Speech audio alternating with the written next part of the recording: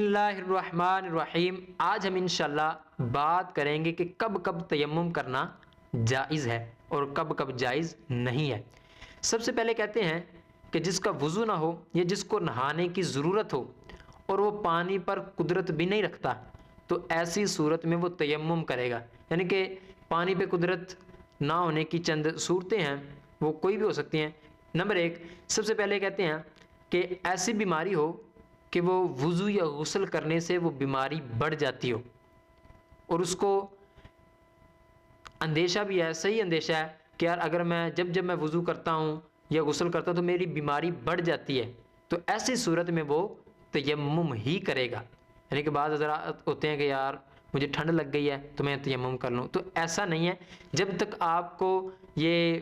معلوم نہ ہو جائے کہ یار میں جب بھی وضو کرتا ہوں تو میری بیماری بڑھ جاتی ہے، تو یہ تب ہی ہوگا جب یہ اس طرح کا معاملہ پیش آئے گا، یا اس کو صحیح مسلمان حکیم نے بتایا ہو کہ یار آپ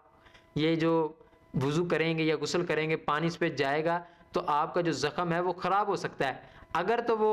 فاسق نہیں ہے حکیم، فاسق کا مطلب یہ ہے کہ اعلانیہ گناہ کرنے والا نہ ہو، مثلا شراب پینے والا نہیں ہے، یا آپ کو پتہ ہے کہ یار یہ جو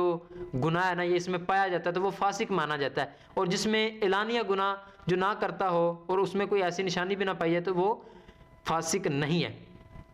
اور آگے کہتے ہیں کہ محض اپنے خیال میں یہ سمجھ لینا کہ یار میری بیماری بڑھ جائے گی میں اس وجہ سے وضو نہیں کرتا، اور بعض یعنی کہ خصوصاً یہ سردیوں میں ہوتا ہے، یار میں وضو کروں گا یا میں غسل کروں گا مجھے ٹھنڈ لگ جائے گی، میں بیمار ہو جاؤں گا، یہ ہو جائے گا وہ ہو جائے گا، یعنی اپنے ہی ذہن کو وہ نہ دہراتا رہتا ہے کہ یار اس طرح ہو جائے گا، تو اس کا قول معتبر نہیں ہوگا، یہ اپنے ذہن میں رکھنا ہے۔ یعنی کہ اگر تو آپ کو پتہ ہے کہ یار میں وضو کرتا ہوں تو میرا جو ہے وہ بڑھ جاتا ہے